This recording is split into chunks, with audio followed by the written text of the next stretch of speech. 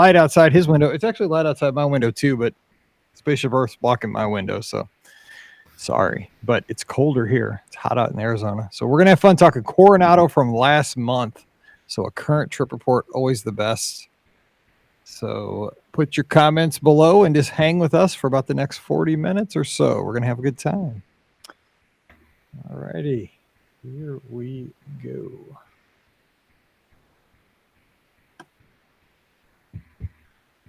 Welcome to episode 2068 of the Be Our Guest Walt Disney World Trip Planning Podcast. I'm your host, Mike Rallman from BeOurGuestPodcast.com and one of the senior agents over at the Magic for Less Travel. Happy Monday to you.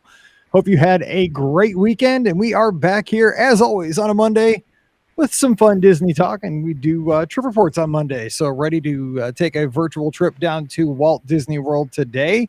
And we have a nice spring trip today, just from last month. And, you know, if you were vegging out on the couch this past weekend, we had the Masters on TV, which is always kind of one of those signs of spring. Baseball is being played every day. We had opening day late last week. So, yeah, spring has sprung here in the United States. Of course, that means the weather is very sketchy in many places. It seems like once the Masters hits, baseball starts, like the weather just takes a dip for a little bit, and then it kind of bounces back. But, you know what? This is a great time to talk Disney because summer's right around the corner, and summer and Disney go hand in hand for me. I don't know about our guest today, but let's get him in here and let's talk about his trip because we get to talk about Coronado Springs, and I'm headed there in about 3 weeks. I can't wait. Scott's joining us from out in Arizona. Scott, how you doing today?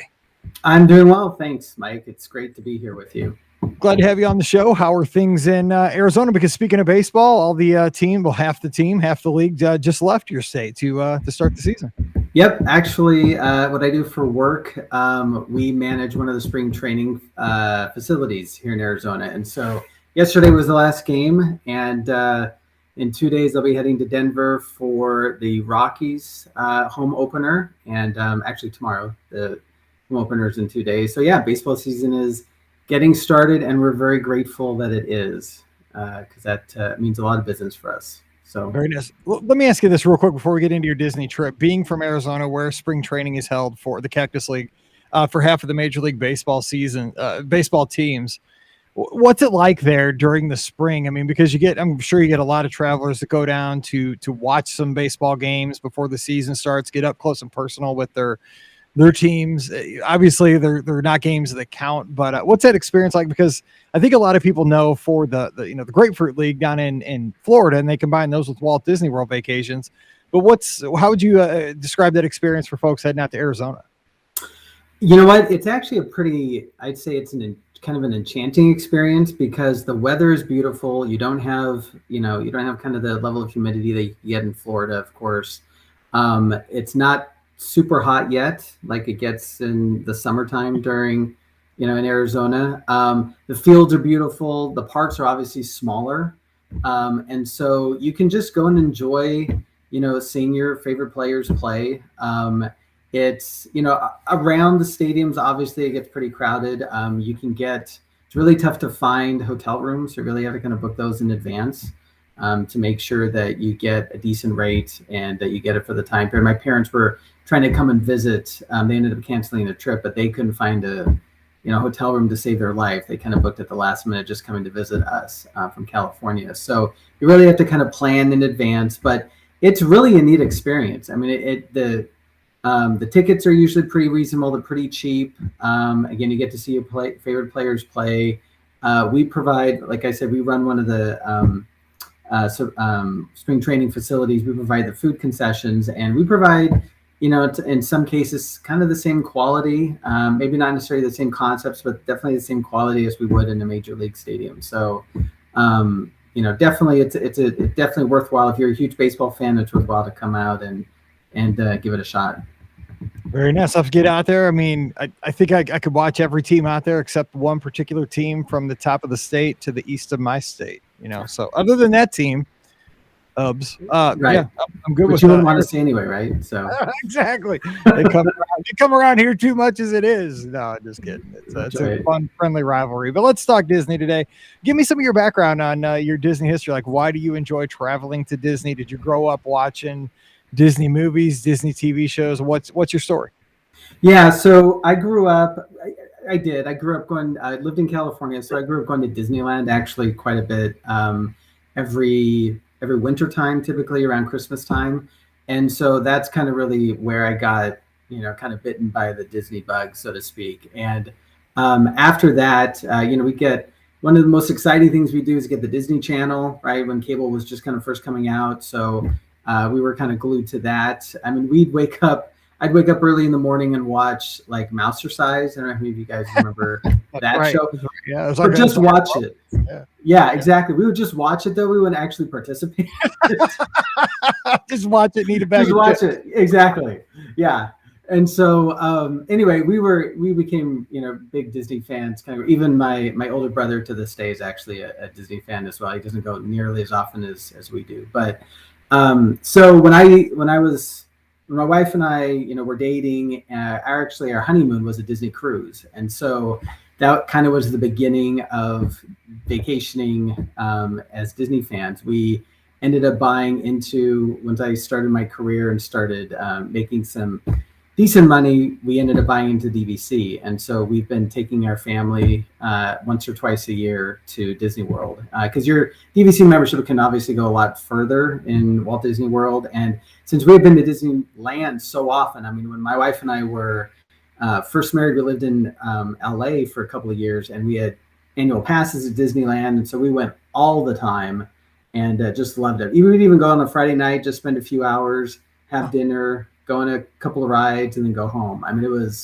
it just was kind of our date night. And then sometimes we'd go back the next day and just spend the entire day. And it was just awesome to be able to go. So we've been there so often. Once we got into DVC, we're like, well, we've never really been to Disney World. Let's check that out. And we were just, at first kind of overwhelmed because there's so much to do. And it's funny listening to you and you're talking about your trip to Disneyland, about how close the parks are, because you can park hop so much easier at Disneyland than you can to Disney World. So that's one of the things that we actually had to adjust to, because we're like, well, it doesn't really make sense to park hop because you got to take a bus, half an hour, 45 minutes to the next park, and can really kill your time. So now that we've been there so often and we're used to it, now park hopping actually becomes something that we enjoy doing over there. We're pass holders now over there since we have our vacation club, and but it's just it just takes some getting used to because of the size and the magnitude of Disney World. But we really enjoy it. So this is going to be a new segment on the show here. It's going to be a brief segment, but it'll be a new segment between now and July when I get to go to Disneyland. And I'm so excited that I actually finally get to mention this on the show, because I announced it on the Friday show while I was down at Spring Surprise. So yes, I am going to Disneyland for the very first time, finally, after, almost 15 years of doing the podcast. And everybody keeps saying, you got to go to Disneyland. I was like, I know, we will go. And then we never did, but we are. So you're a local, you did this so many times. Here's what I'm going to ask you. Like, one thing that's not obvious, like, oh, you got a park hop, or, oh, you got to have a corn dog. So there's some things that are just so blatantly obvious. I've heard 1,000 times already from people. But what's one thing you think is kind of like a pro tip? Like like something I need to know. My family needs to know. We're staying at Disneyland Hotel 7 nights. We'll be there on the 4th of July. Is there some give me some knowledge here. What should I do? Okay, a pro tip. So I'm going to offer 2. One, I think you've heard a million times, which is you got to have a meal at the Blue Bayou. Yes. Right? You've heard that. Wait. Now, although let's see, I think Pirates of the Caribbean right now is under construction, so they have walls up. But hopefully, by the time you go, those will be down. Right. I'm praying hard. I know I shouldn't be praying for a theme park attraction, but I mean, if God can help me out with some construction walls, I mean, I'm not above it. Please, Lord. Absolutely, because that totally changes. I mean, it's similar to the San Angel restaurant, right? But it's nothing can beat the Blue Bayou, right? So definitely do that. Now, my dark horse I'd say one places we'd love to go to was in California Adventure for like a good quick service meal. They have these really great bread bowls where you've got really good homemade soup. I don't know about homemade, but really good soup and salad that you can get in the bread bowls. They have the sourdough that it used to be. It's been Disneyland in a couple of years, but I think they still have a like sourdough factory kind of attached to it. and they'd have this awesome sourdough bread bowls and really good soup. And that was our like go-to Friday night dinner. So that'd be a great like lunch or something. But it's you get some butter on those lids and that bread. Oh, it's amazing. It's really good. Actually, I think Scott and Ricky went to a media event at that location when they were out there for some race or some event like a few years back, because they had been at a full meal and then they had to go to this event after having a full meal, and they're like, oh my gosh, they kept giving us food. I'm pretty sure that might be the place, but I will definitely look that up. Yeah. And I appreciate that. So I'm making all these notes. This is the exciting thing for me, just on the aside for the audience, is that I am making notes like my very first Walt Disney World trip. And that is exciting for me because, I mean, I do the Walt Disney World thing every day, all day. It's my full-time job. And it's refreshing to go to a new destination. You know, like I love Disney, I'm comfortable with it, but I mean, I feel like, I want to go to I feel like I want to go back to like 1991 or something, go to the library, like get a Birnbaum's guy, but I'm watching blogs and listening to shows, old Wedway radios and stuff like that. But oh my gosh, I can't stop talking about it. Like, I don't know how I'm going to make it to July. My family will kill me. They'll be like, you need to start a second podcast. You just shut up about that and start talking about Disney. No, again, 5 shows a week is plenty anyway. Okay, so let's talk about your trip, though, this last month. You were down there in March. How'd this trip come together? What was kind of the genesis of this vacation? So we've added on to our DVC membership way too many times. And the last time we added, the idea was we'll do like a shorter spring trip in March and a longer October trip, because here in Arizona the kids are kind of like on a modified year-round schedule, so they have a 2-week fall break and a 2-week spring break right in between quarters. So we figured, okay, those shoulder seasons are actually pretty decent times to travel, a little bit cheaper, although with Disney really not so much. But anyway, so that was the idea, and so we added on last year. And we ended up, of course, true to any DVC member, you end up using your points rather than saving them. So we're like, okay, we're not going to do a spring trip this year after our fall trip last year. But then we decided, no, you know what? We have annual passes because we got them last fall before they stopped selling them. And we're like, no, look, we've already got the tickets. Let's just see if we can find a decent price room. So that's when I reached out to you and you helped me out. I think I probably made 5 or 6 different changes to our rooms since over the 6 months that we finally went. That's a Tuesday for me, but yeah, no, it's no problem at all. I mean, that's my job. Really appreciate your patience. Yeah, that's what we do. That's what we do. But we finally settled on Coronado Springs, and because of the size of my family, we actually needed 2 adjacent rooms, and they were perfect. So they were right next to one another, and they were in the Casitas. The Casitas, probably right there. Yep. Yeah, pretty close to El Centro. Yes. Yep. Pretty close to El Centro. And which we've never stayed at Coronado Springs, obviously, because we were DVC members. Basically, every time we've gone, we've stayed in the DVC resort. So this was actually a new experience for us because we're used to having like a full kitchen. And I only bring that up because of the size of our family. We end up making breakfast in the room, on the weekends or on Sundays, we'll often try and make dinner, in the room. So not having those was a little bit of an adjustment for us, but we worked it out, and it worked out great because they have like mini fridges in the room. And come to find out, they'll actually bring a microwave to your room if you ask housekeeping. So we didn't find that out until a few days into the trip. So you can still have some, not luxuries, but some amenities that we were kind of used to. So it kind of worked out great from that perspective. But Coronado Springs was awesome. My son and I actually jogged around the lake the first morning. Their gym is great. We went to the pool. I will say their pool and hot tub area way more crowded than we're used to at a DVC resort. I don't know whether that's like common or what. The dig site pool is, the thing is, it was here. This is my opinion on Coronado. I love the dig site pool. It's a great pool. It's got the Jaguar slide. It's got a poolside bar that even has hot items like empanadas and frozen margaritas. I mean, you're speaking my love language there. But here's the thing is, I mean, if you think about it, that kind of infrastructure was built for the resort Grandestino Tower. They didn't add it to the pool when they built that tower. So now you have a ton more rooms.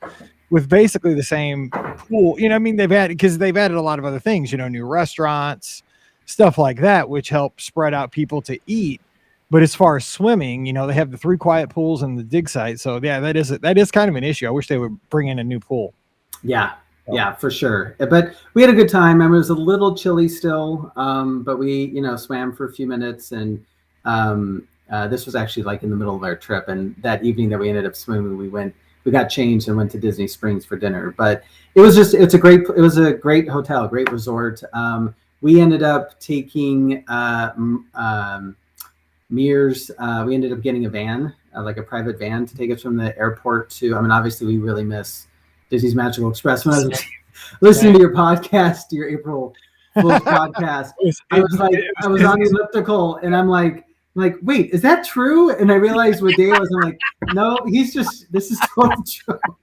Got to pay attention on April 1st with us. Yeah, it was Disney's Enchanted Express, and exactly. you take a motorcycle, right? Yeah, sidecar. That's when I realized you guys were joking. I'm like, there's no sidecar. Yeah, that wasn't gonna work. Yeah. Anyway, we took a Mears van, which was great. We felt fancy because they had the iPad with our name, and see, I tell everybody that because I've only had that once in my life. I went down for a media event. I took a picture with the driver with the iPad. I was like, we got to do a selfie because it's probably the only time it's going to happen in my life. Exactly. I sent it to my wife. I'm like, I've made it in life. If I die tomorrow, put this in the parlor somewhere where I'm laid out that Mike made it because he's got his name on the iPad. Achieved success in his life. That's what he was happy about.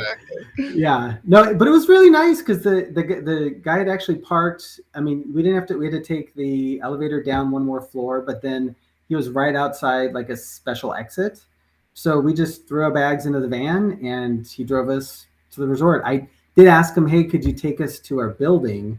He wouldn't do that. He actually had to drop us off right there at the Grand Testino. So we had to walk from Grand Testino, which we had no idea where we were going because, we did mobile check-in, so we didn't talk to anybody. I had to look on the map on my phone, and, all of us were just dragging our suitcases late at night to our room. We got there and it was fine. But anyway, that was a little bit of a hike for all of us to get there. So you could have been in the ranchos. That'd have been a little further. So yeah. I guess I don't like the ranchos, but yeah, if you're getting dropped off at Grand Testino, that's for go across the bridge. Okay, so let me ask you one thing you just brought up that I'm just curious about, just kind of on an aside. With the larger family, you mentioned sometimes you'll do like a Sunday night dinner in the villa, with groceries and stuff like that. So tips for larger families that might do something like that. What have you learned that works out well? Because I think that's a great idea because as you mentioned, Walt Disney World's it's a great place to go as a family. But we're all looking to save money here and there. And I think not only is it saving money, but it's making memories. You're making the meal, you're sharing the meal in the I mean, thoughts on that? Absolutely. Yeah. So grocery delivery services are like our lifeline. I usually use Instacart. This time Instacart for some reason wasn't recognizing the address of the Coronado Springs. I don't know why their database was off. So I ended up using Amazon Prime for the first time. Never used Amazon for groceries before, but they're a lifesaver because frankly, not only is it nice to, like you said, kind of have the experience where you're home together, you can sit at the table by yourself and you can just talk about the vacation so far, talk about what maybe what you have planned after the vacation in terms of school or whatever. But it's frankly just a nice time to be able to eat like non-park food, to be honest. Because I got home from the weekend and I had a peanut butter and jelly sandwich and it tasted great. I mean, it's weird. It's so weird because you miss that. You do. Your body just kind of craves something a little more normal after a while. Maybe some vegetables. Except for, vegetables that are not French fries. Yes, exactly. My kids, I think when they, finally got because you can get little packets of fruit or whatever, but when you get home and we have like our normal lunches and they can have, and they're just like, oh my gosh, this tastes so good. So, I know, seriously, it's so weird. Yeah, and the water bottles are huge too. We get usually a couple of flats of water bottles because even with the upcharge with the grocery delivery service, you're talking the price of 2 water bottles, you can get 40 of them. 24. Yeah, exactly. Yeah, 100%. So, I agree. I always get sodas and I always get water bottles in the room. Yeah. Prime. That's what I use. Yep. Yeah, absolutely. That pays for itself. So that's actually one way that we are able to save some good money. Because you're right. I mean, I've got a family of 7, so I've got 5 kids, my wife and I. So anytime we're going to sit down to a quick service meal, it's $70-$80, right?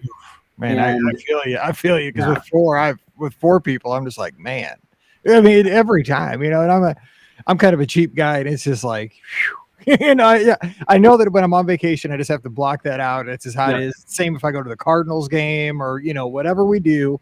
That's how it is. I've earmarked that money to have a good time with. It's all spent anyway, so I shouldn't be like that. But it does get you, And when if you can do that a couple times, you feel like, well, I've saved a little money here, saved a little money there, and it all kind of balances out a little better. You feel good about yourself that way. Exactly. Then doesn't feel like so overwhelming. So that's why we always typically have breakfast in the morning in the room and then lunch at a quick service place. And then depending on what our, what either ADRs we can get or what restaurants we just have in mind, we'll try and have a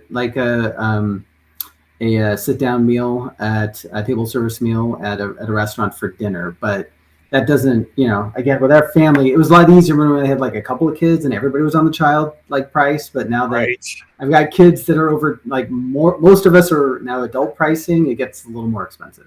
So I'm telling you, kids, they never get cheaper. I'll just say that. No. One of my guests, though, I will say this, shout out to Jody. She's one of the lizards, good friend. I talked to her at most of the races. She sent me a message earlier this week. She said, my teenager saw something on Instagram about a Disney Plus discount.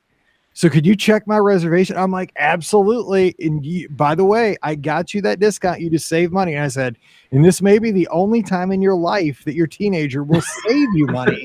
That's right. Rather than cost you an arm and a leg. So enjoy the day because this is the one day. She's like, exactly right. I'm like, trust me, I've had 2, the one's 20 something now and the other one's 14. And it's like, I constantly feel like I'm just an ATM machine for her. So, right. Yep. Anyway, so, okay, let's talk about, so you guys were down there. What's the range and age of your kids so we can kind of get some perspective on like when we get into the theme parks, what they like and stuff? Yeah. So we've got our oldest is 16. Our youngest is 4. So we have, it's like I always joke with people, we rent out our kids if you're interested in having a kid experience. We run the gamut. So if you want a toddler or you want a teenager or somewhere in between, we've got it. You've got like the 18-wheeler, you've got like a station wagon, you've got like a pickup and like a subcompact. Yeah. You got like the whole range. Right. You got the whole range. So okay, go ahead. No, I was just gonna say, so fortunately, actually the 4-year-old, she's tall enough now where we don't have to do rider swap for most of the rides anymore. So there are a few that she can't go on. Or actually, unfortunately, that also means that the one up from her, usually, he's still kind of getting into the thrill ride. So typically if she can't go on it, he doesn't want to go on it either.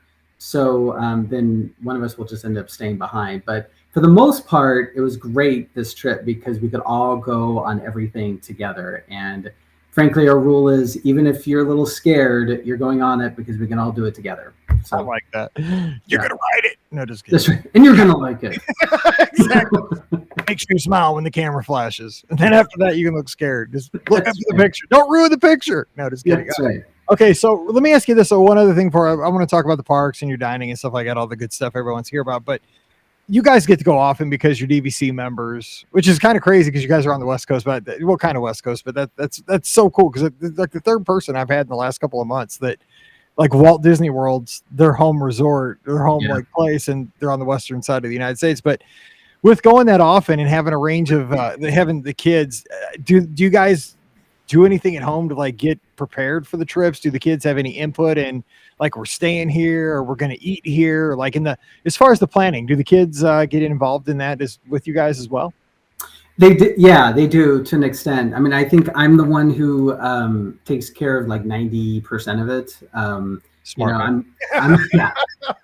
I'm listening to your podcast, right? It seems like every day I'm kind of thinking and tweaking. And actually my oldest daughter, she gets on me because I'm always like, okay, guys, she's like, oh my gosh, now what change do we have to the trip now?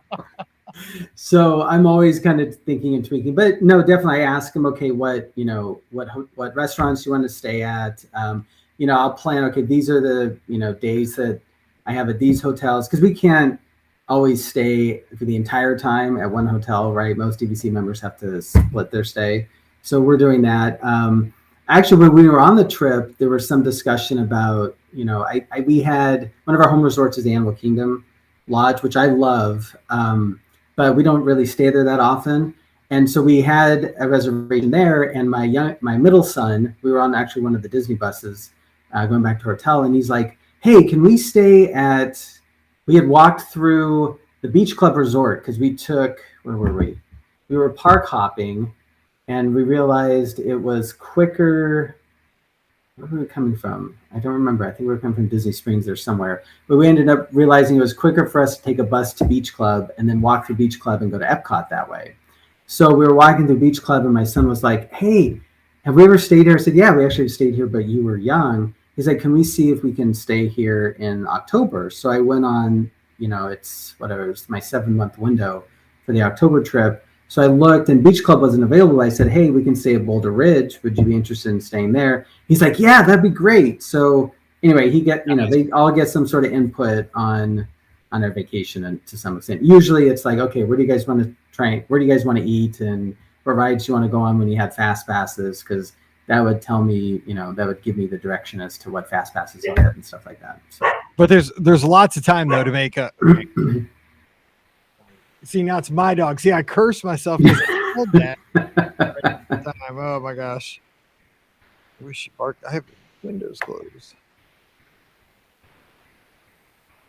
Sorry, it's my high voice. It's the high pitch that the dog heard. Right. I have the screen closed. She can't see anything.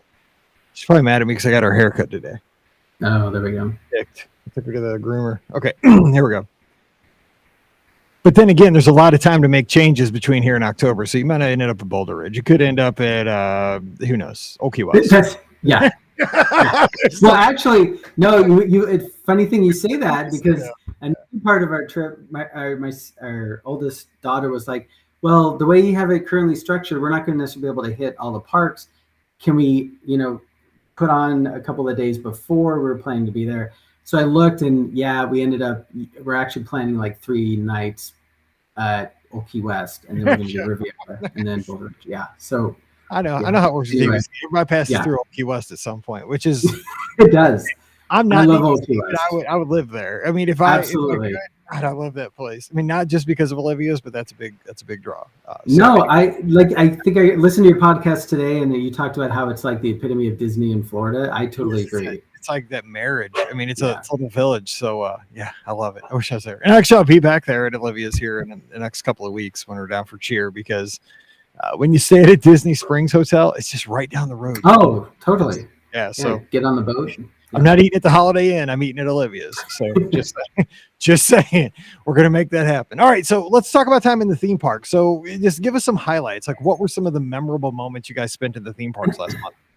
So we had tried Genie Plus in our last October trip because they just rolled it out. So it actually worked out pretty good. I believe it rolled it out. I think it rolled out. Maybe this was the first time. I thought we had tried it back in October. So anyway, since we had annual passes, this time we could kind of pick and choose which day we wanted to use it.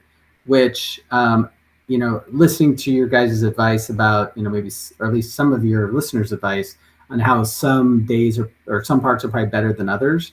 We tried it definitely for the Magic Kingdom and for the Epcot. So our first day there, and let me preface this, the whole trip, the weather was completely unpredictable because the first day it was actually pretty warm. Some of your typical like afternoon thunder showers, like no big deal. But then as the trip progressed, it got increasingly colder and more rain. And then it warmed up again towards the end of the trip. So that actually impacted, like, I wouldn't say the crowd size per se, but it impacted our ability to go in and kind of eat some places at quick service because, when it's raining, everybody's trying to go inside.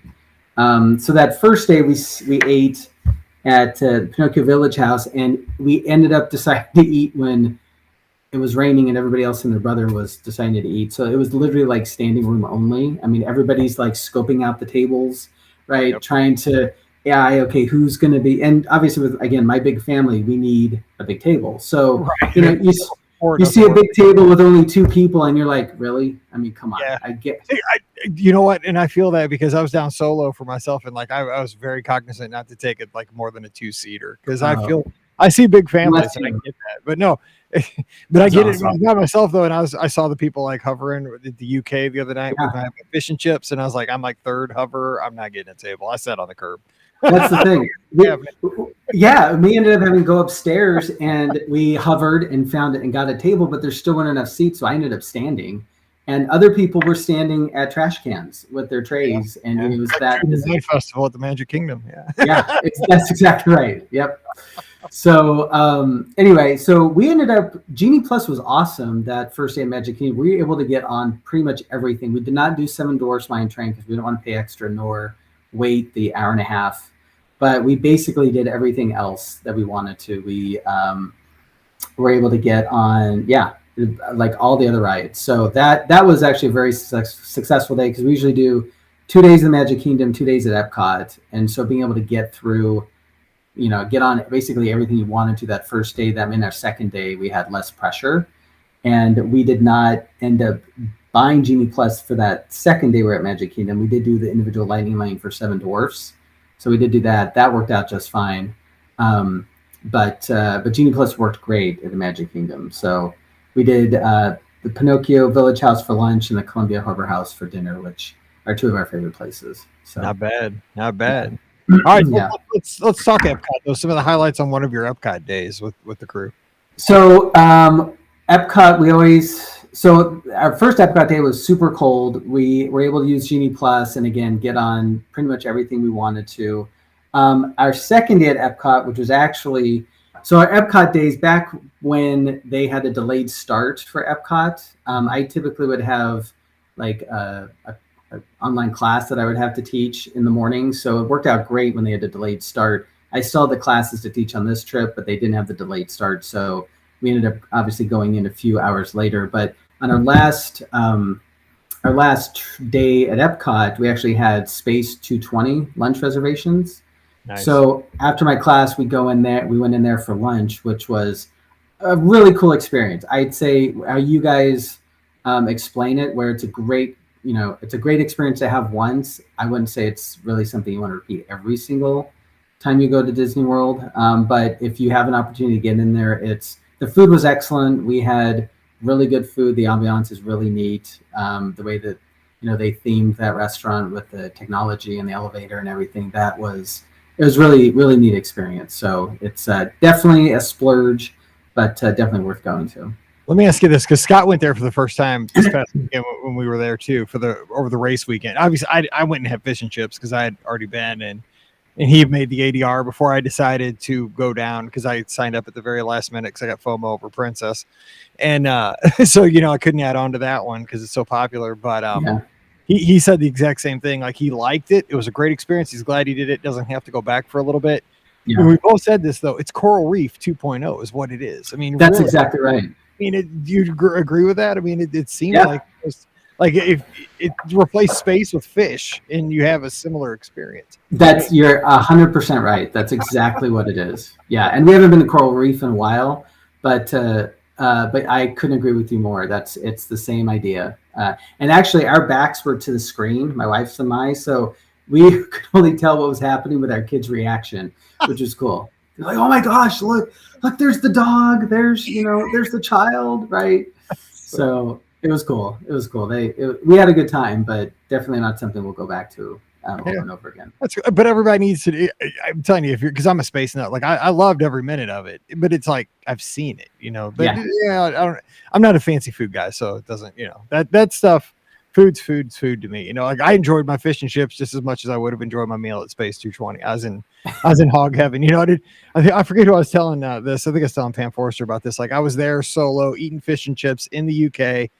Nobody was telling me that I was putting too much malt vinegar on my fish planks. Nobody was telling me I was dipping it in too much tartar sauce. I was like, man, this doesn't get any better. It's a beautiful night. I was like, oh my gosh, this is great. I'm just sitting there eating fish and chips. And frankly, I think we would have enjoyed it just as much too if we had fish and chips. So it's a cool experience, cool thing to do. Absolutely. All right. So you guys went to all 4 parks though, right? At some point? We did. We went to all 4 parks. We sorry, not to make this like a food dominant discussion, but You're not one of going the to other, for me. No, go ahead. we did two other ADRs. One was Artist Point on our second day at Magic Kingdom. So that was surprisingly, actually, that was ended up being more expensive than Space 220 for I our can party. see that though because of the characters and because it used to be signature. And I'll be honest, I've never even stepped foot in that restaurant back in the day or since it's made the conversion. And I don't think a lot of people have had that experience because it really underwent all that change and then COVID hit. So give us some thoughts on that because I think a lot of people are curious about that. So the food was excellent. They have these like shareable appetizers, and what they mean by shareable is really they've like individual pieces for everybody on separate dishes, and I think a lot of that had to do with COVID. I don't know if they plan to continue to do that, but the food was really good, and actually the kids kind of get both. They get their own appetizer and meal, but they also get to share off of the adult appetizer and the adult dessert in addition to their own dessert. So the kids actually work out great. Kids get it all. I mean, we're Yeah. the ones working hard for to pay for the trip, and the kids getting all the benefits. What's up? That's exactly right. That's exactly right. But the obviously you go there for the characters, and my wife's a huge like Dopey and Snow White fan, so that's why we ended up going, and that was really cool. I mean, they obviously, because of the social distancing at the time, they'd have the character come up, you take a picture kind of in front. You don't get to really interact, but it's a really neat, a really great environment. The service was excellent. I mean, they were very attentive to our needs, and the characters were, performed well. They were great. It was really neat to be able to take pictures with all of them, and then at the end they give you like a little souvenir like postcard with all the characters, signatures on it that you get to take home. So that, again, I was a little shocked at the price. I mean, I kind of knew going in, but then, for some reason, once you see that bill, you're like, wow, this could be like another night stay. I know. The last time I went to Chef Mickey's, and this was probably 5 years ago at this point, when I got the bill for Chef Mickey's, I almost fell out. I couldn't believe it. Like, yeah. And because it was just a breakfast. I know it was a character breakfast and it was at the Contemporary and it was the Fab Five and it's the whole experience thing. I get that. But man, for some reason, it just hit me the same way. Like I was just like, woo, because my problem is I compare, like I do exactly what you just did. I'll say, wow, for that breakfast, I could have had like, that's like a quarter of like a MacBook Air, or something like, like some no, that's right.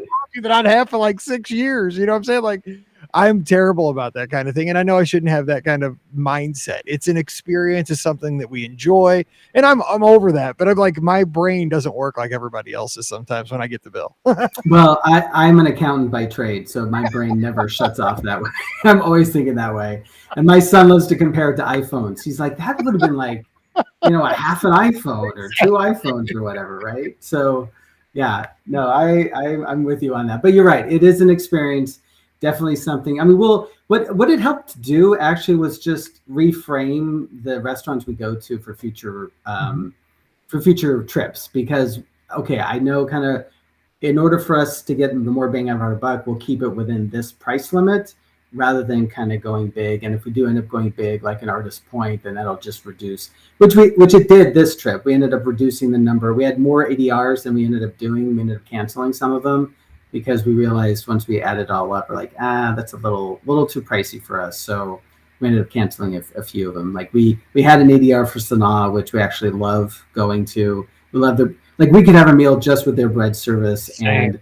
And the kids dirt and worms dessert. Like, yes, there's something about that like homemade marshmallow or something that cream that they put in it. It's like addicting. So all my kids and even my wife love that. So we could have a meal just off of that at Sanaa. But anyway, we canceled that, and we just limited it to Artist Point, Space 220, and then the other ADR we had was Sci-Fi Drive-In. So I know you've been trying to get in there. I have not been in there. I bet you I haven't been in there for 6 or 7 years. And everybody I've talked to lately, I've talked to 3 people down at Spring Surprise that ate there over the weekend. Everybody had a good experience, and I'm like, everybody's getting this ADR but me for some reason. And I don't know, like I don't try blacklisted or something. My problem is I don't try too hard. My travel agent is Scott Gardner, Scotty G. Like when I go at the last minute, I'm like, Scott, just tag me on your ADRs. And he tries to get he's like, where do you want to go? I'm like, I'm always telling him Sci-Fi. Like I'm trying to get in there. But So did you guys have a good time? Because I think it's We did. for me, it's good because it's like simpleton food. For me, like it's burgers, fries, shakes. Nothing Yep. super fancy, but it's nostalgia. It's got the old trailers. I'm a sucker for like eating in a vehicle, fake vehicle. It's it's just got the ambiance. So it's a home run for me. Absolutely, and that's why I think, frankly, all the Disney. That's why we were like planning out ADRs, because the Disney restaurants, especially the ones within the theme parks, have just awesome environments, awesome ambiances, and so it's really an extension of the theme park experience. It's like you're actually more immersive in a story at the restaurants that you go to. So you're like you said earlier, you're paying for the experience, and they've got good quality food. So when you add it all together, I don't want to say it's a bargain by any stretch of the imagination, but you're definitely paying for a really good experience. And so this was awesome. The kids were a little disappointed because we have one too many people to fit into a car. We were in a car, but it was more like a booth that had been like had a car. You needed like a car with like a trailer or something. Or that's exactly right. Yeah, you need a station wagon basically, or a minivan. That's right.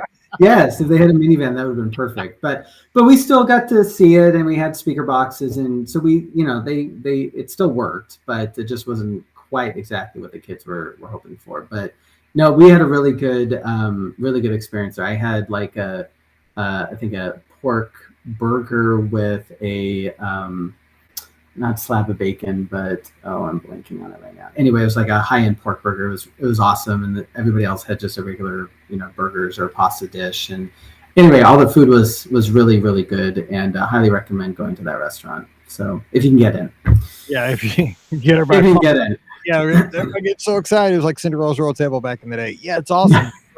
But you're probably not eating there. Right. Yeah. You hear about it if somebody gets on. Yeah, we'll talk about it here, but you probably won't get a chance. No, you can get in. I have faith in you. Just get on there. 60 days. You can do it. Okay, so real quick, because we have about 10 minutes left, I'll make sure we get this. So you were at the studios.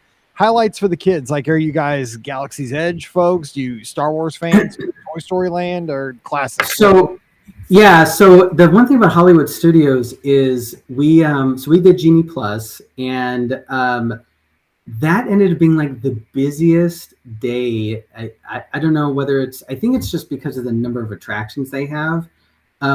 It like every ride had like an hour and a half wait to it. And so Genie Plus didn't end up helping us out as much there as we would have liked it to. And since it was towards the end of a trip, it was the time for all of us to start, kind of complaining about some of the changes that they've made. But I will say Genie Plus definitely helped us at other parks. Just at that park, it didn't help us as much as we would have liked. So we actually really like it all. I mean, the kids really like Toy Story Land. So we waited in line for the wait for Slinky Dog only got down to 100 minutes. So we ended up waiting for, Slinky Dog. We waited in line for Toy Story Mania because we couldn't get a Genie, a lightning lane for that. We were able to get lightning lanes for Rock and Roller Coaster and Star Tour, so that worked out just fine. And then, based on your recommendation, we did do the sing-along, the Frozen sing-along, which was hilarious. That. It is. It's just fun. Everybody's laughing. Absolutely. Everybody's laughing. Yeah, it's a good time. It's a good time. We will definitely go back to that. Even the older kids were like, that was really funny. We had a really good time. So that will be, yes. Yeah. And it was actually Pie Day. So there was 3.1. So they were actually making pie jokes all the time. And so anyway, so that was great. We did not wait in line for Rise because that was just getting crazy. We did wait in line for Smugglers. That was I think it was just about an hour. So that wasn't too bad. And let's see, I think that's pretty much all we did at that park. So, we did. One second though. It's about Smugglers. You guys have 7, right? Yeah. So, so I'm thinking about this for a second now. Okay. So, who has to be like R2D2, but on the Millennium Falcon, like has to ride, back in the back seat there and connect the loose wires like on the X-Wing or something. Yeah. So fortunately, I know exactly. So that's always. So when we wait so long in line, that's what we end up talking about is, okay, who's riding with who? How are we going to split this up? invariably there are fights that break out. No, I rode with him last time. I never ride with you, right? There's all that kind of stuff going on. So you're playing part diplomat, part Exactly. Always. authoritarian at the same time. Some of the stuff. I'm telling you, you shouldn't have said that 15 minutes ago. You're next single rider line, kid. Exactly.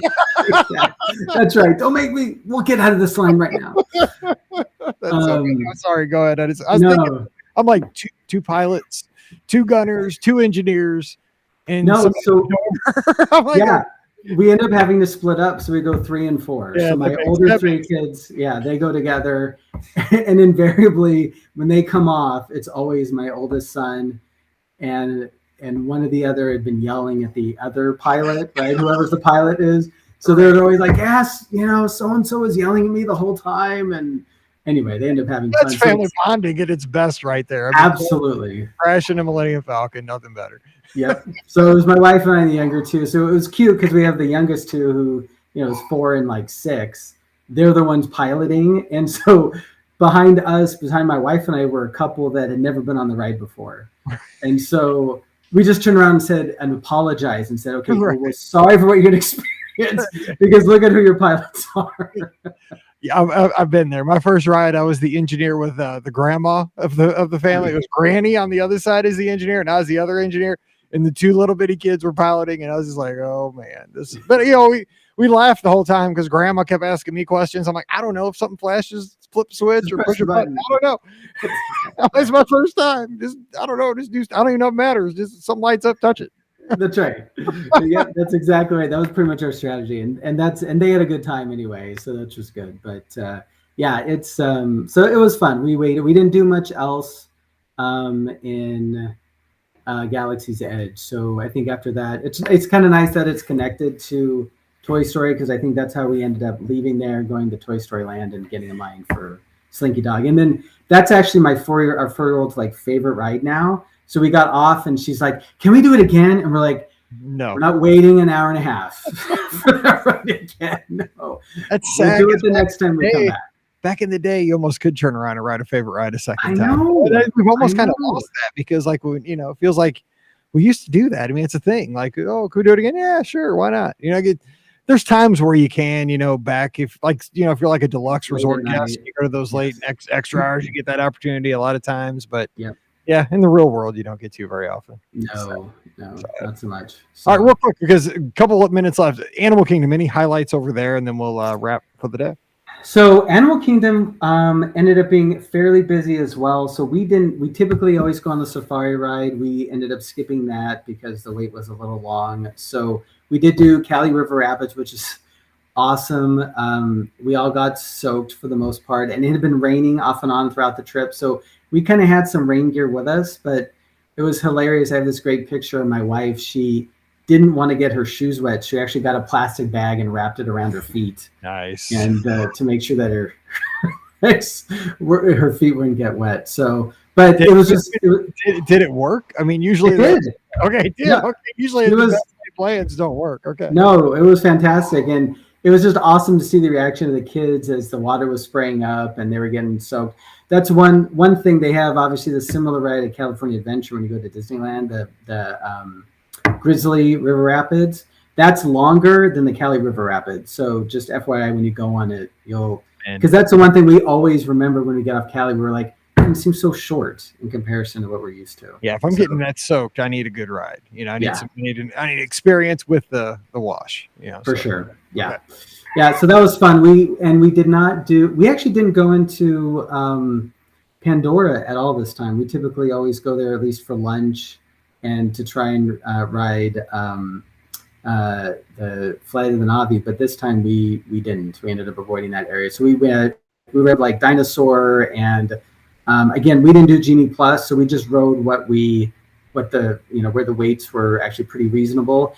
And it's actually like kind of becoming like one of my favorite parks, but it typically is like one of our half-day parks. So we got there early enough that I think we just did what we wanted to do, and then we left.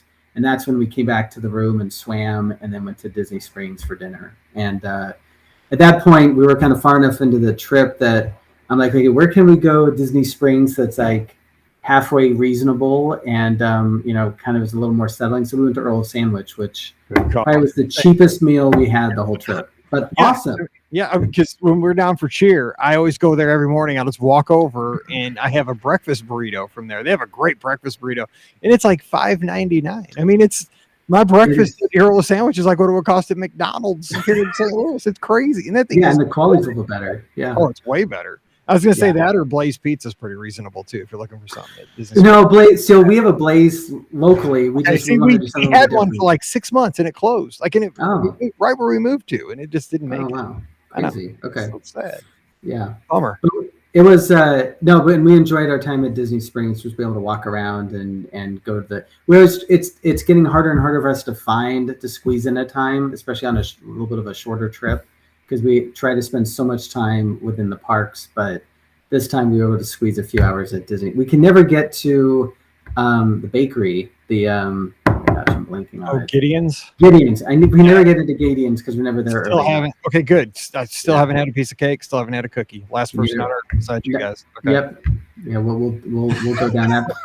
It'll be just us. It'll be us 7 and you. Like everybody else in the world will have gone except us. Hey, I'll be down there by Disney Springs though for cheer in a few weeks, and you know what? I mean, I'll have time to kill. All right, good. Let us know if you maybe I'll get a cookie and get a piece of. But then again, Everglazed Donuts calls my name pretty hard, so we haven't had those yet. We have gone to Polite Pig before and some other places. They used to have a really good Wolfgang Puck used to have a really good quick service place, but they closed that. They used to be able to go to. Yep. And the chicken chicken guy. Oh yeah, chicken guy. Yeah. A lot of good. Disney Springs has got it going on now. It's a good little place. But I look at it as my food court when I'm down there for cheer. It's like, okay, what do I want for lunch? Chicken guy or Blaze or something like that. Anyway, okay. So before we jump out of here, though, any last minute advice or like a story that kind of this is going to remind you of this trip? Anything like that? Yeah, actually. So one thing that I forgot to mention was when we were waiting at our bus at Coronado to go to the Animal Kingdom. I think it was the Animal Kingdom. So somebody gave us a balloon. They were going home and they're like, hey, we're going on a plane. We're not going to take this balloon with us. Do you want it? And, my 4-year-old was like, yeah, let's take. So like, wow, thank you very much. Well, they don't allow balloons inside the Animal Kingdom park because of the animals. I didn't know that. I mean, I didn't either. I haven't. You know what? I've never seen one in there, but I never even made that connection. We had the exact same conversation, and so we go up to the front. I'm like, well, okay. We went through security. Nobody stopped us. I'm like, okay, there's some way that they're going to handle this. So we go through the annual pass turnstile, and the cast member's like, okay, well, we have a daycare for your balloon. I was gonna say there's got to be like balloon parking or something. They do. They put in guest services. They give you a valet ticket, and they're like, "Here you go. We will hold on to your balloon for you." I mean, what kind of level of detail is that? That is awesome. That is awesome. I think that's phenomenal. So I bet they get that. I bet they get that like 39 times a day. Somebody rolling in with that big balloon. I mean, think about what those balloons cost. They're not $2. No, no, sir. Go. No, absolutely not. And it's funny, my oldest daughter loves to compare Disney's, more charitable response to what you would expect to get at Universal. She's like, oh, if we were at Universal, they just tell you to like let it go. Yeah, or they pop it right in front of you or something. Yeah. Exactly. Okay. There goes your $15. So and we didn't pay for it. We're like, oh, that'd be great. So at the end of the day at Animal Kingdom, we actually had to go back in line for to pick up our balloon. But Mike, that was like as long of a line waiting to pick up a balloon than it was for riding a ride. And so part of me was like, this isn't even a balloon we bought. Like, why are we spending so much time waiting? Okay, say you're on the bus like halfway back to Coronado Springs and the kid remembers that you left the balloon in Animal Kingdom. Even though you didn't pay for that balloon, it was a gift. Oh Absolutely. My gosh, have mercy, because the world would stop. You'd have to get that bus driver to turn the bus around, even though there's 89 people on it, because trust me, been there. or I then have to buy a balloon myself. You'd have to buy two. You'd have to. That's right. So yeah, you're 100% right. So anyway, we ended up, starting a conversation with a family in front of us who also were DVC members, and it was a nice visit, even waiting for the balloon. But Yeah, really cool tip. So one, don't bring your balloons in Animal Kingdom, but if you do, they've got a daycare for it. Yeah.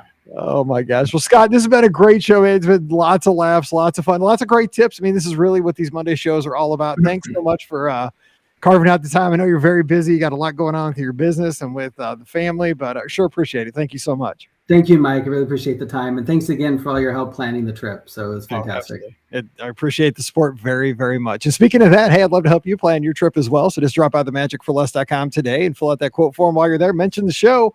If you're heading to Walt Disney World, Disneyland, Disney Cruise Line, even Adventures by Disney, we're going to help you out right now. And don't forget, there's a special out there. And here's the funny thing. Here's what I laughed last week when this special got announced. If you have Disney Plus, you can get a discount for a lot of dates through early fall. And who doesn't have Disney Plus at this point? I was like, what? Like, it's like, do you have a pair of socks? You get a discount. I mean, for my audience, because most of my guests obviously listen to the Be Our Guest podcast. And guess what? If you listen to a Disney podcast, chances are extremely high that you have Disney Plus at this point. I'm just saying. So you probably qualify for a pretty nice discount for the summer and early fall. Just drop by themagicforless.com, fill out that quote form, and we'll get you a great deal on a nice vacation. So you want to get on this quick because those rooms are going fast. So again, themagicforless.com, and check out Disney Plus. I heard they have some good stuff too, especially if you like Star Wars. All right. Also, please use our Amazon affiliate link, beourguestpodcast.com/Amazon. That one extra click really does help us out. Thank you so much for that. And also thank you to our patrons who allow us to do the show 3 to 4 times a week all around the world. Couldn't do it without you.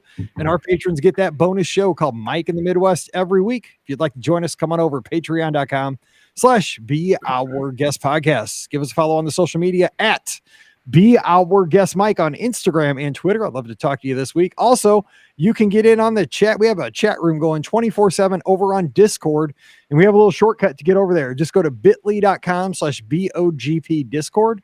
So it's bit.ly/BOGP Discord, and check us out over there. And of course, we'll have a live show this Sunday night, 7 o'clock Eastern, 6 o'clock Central. You can call in, be on the show, talk Disney. Hashtag Scotty G will be with us. We'll have a good time. So this Sunday night, 7 o'clock Eastern, 6 o'clock Central, YouTube and Facebook. Join us there. All right, time to get out of here until we're back together again on Wednesday. We'll be answering your listener questions. So for Scott out in Arizona, I'm Mike in Missouri. Wishing you a great Monday. Stay safe, stay healthy, and we'll see you real soon. Thanks. That was a fun show. That was a lot of laughs because I relate to you. I don't relate to that many kids, but I relate to all the stories, man. Oh my gosh. Yeah, it was fun. Well, thank you, Mike. I really appreciate it. I appreciate your sense of humor and all your tips and everything. It's been great. Your podcast is the one that I listen to religiously every week. So that means a lot because I know I listen to all of them and I love all of them for different reasons. And that means a lot that you do. So thank you. And tell the kids I said thanks for being a part of the show through all the stories and all that stuff. And maybe we'll cross paths down there sometime soon. Absolutely. That sounds great. All right. You take care. Okay. Thanks, Mike. You too. Okay. Bye-bye. Bye. All righty. I'll see everybody later. Have a good Wednesday night. Talk to you on Sunday.